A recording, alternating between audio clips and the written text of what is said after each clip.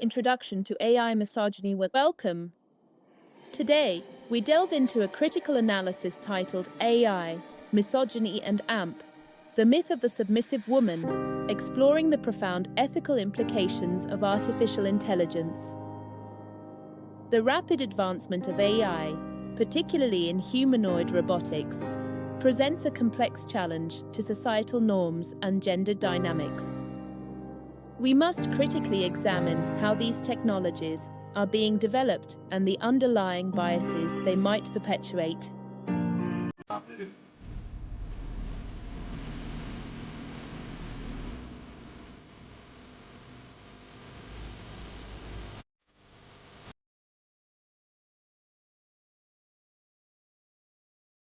Submissive woman, often reinforced in media, finds a new and potentially more dangerous expression within AI design. This isn't merely about aesthetics. It's about the fundamental programming of interaction and expectation. Humanoid are no longer science fiction. They walk, they smile, they even blush. But beneath the chrome and silicone, a disturbing fantasy is being programmed, the fantasy of submission. This is not just about machines. This is about men coding their shadows into the future, and if we do not stop it, the result will be more devastating than pornography ever was.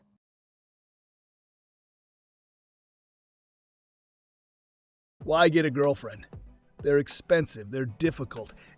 With a humanoid, I don't need to worry about emotions, consent, or the law. She's mine to program, mine to use. Stop, listen carefully, this is not innovation. This is the oldest patriarchal script rewritten in silicon. When men imagine robots replacing women, it isn't about love or companionship. It's about control, about escaping equality. These AI fantasies liberate all men. They teach everyone their place.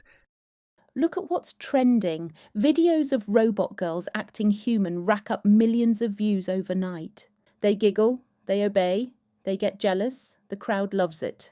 But let's be clear, these are not demonstrations of technology. These are demonstrations of power, of the old patriarchal script, woman as property, rewritten in code. Some argue it's harmless fun, just robots.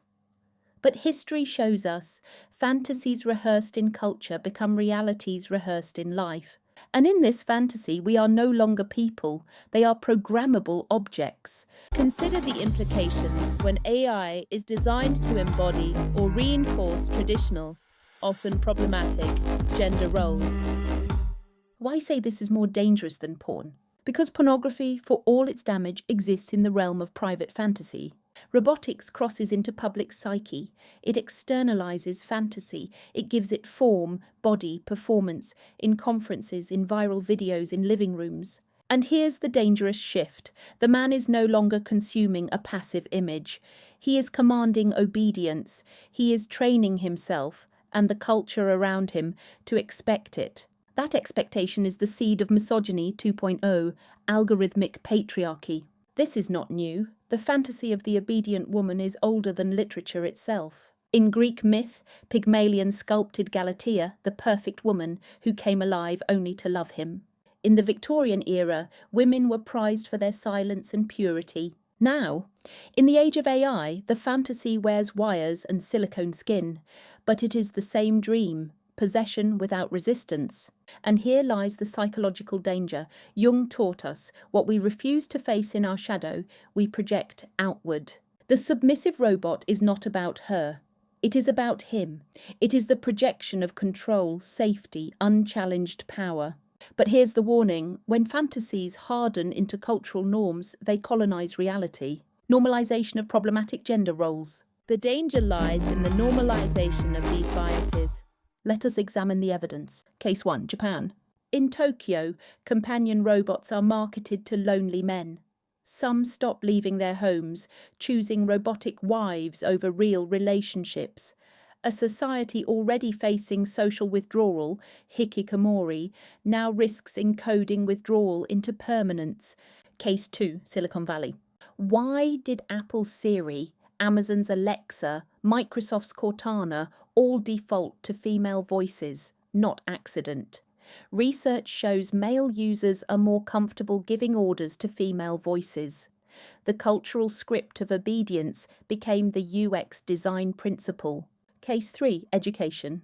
Contrast this with Malala Yousafzai, who resisted the Taliban's attempt to silence girls. She transformed her wound into a global weapon of education.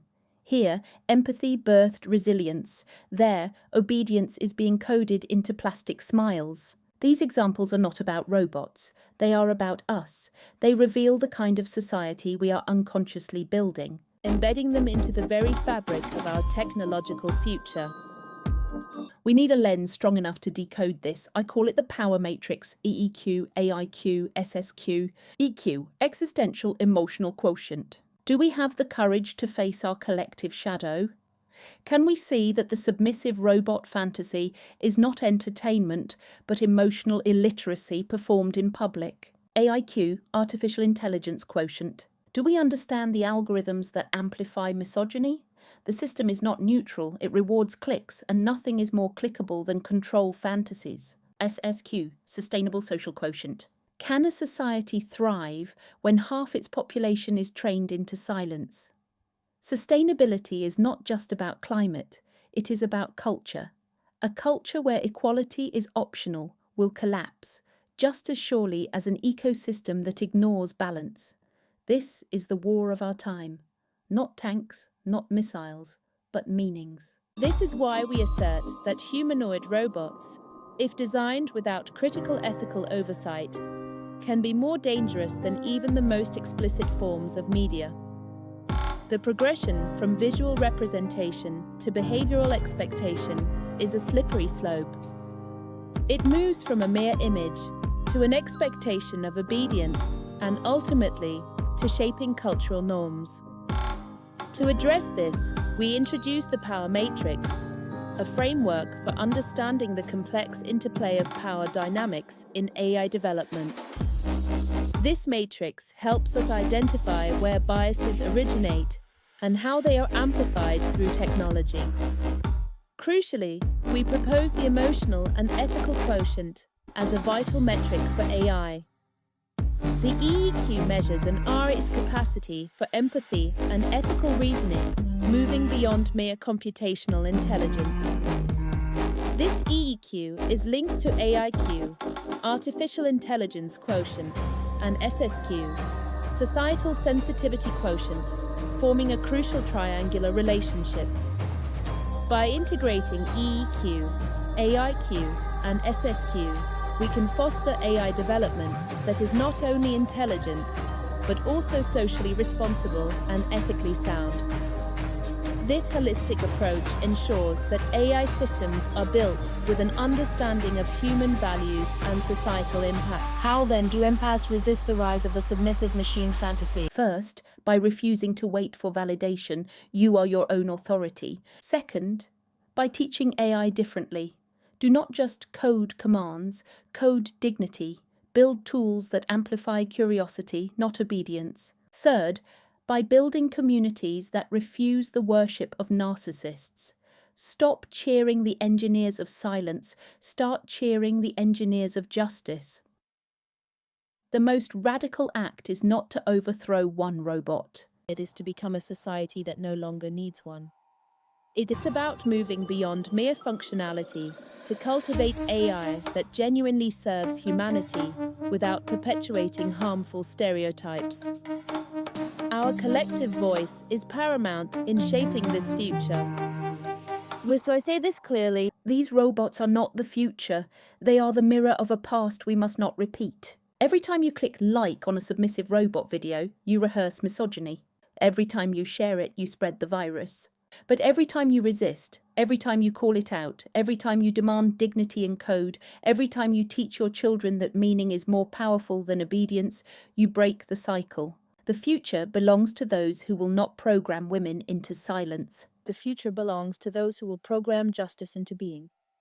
Advocate for ethical AI design and demand accountability from developers. Join us in this crucial conversation to ensure that AI development aligns with our highest ethical standards.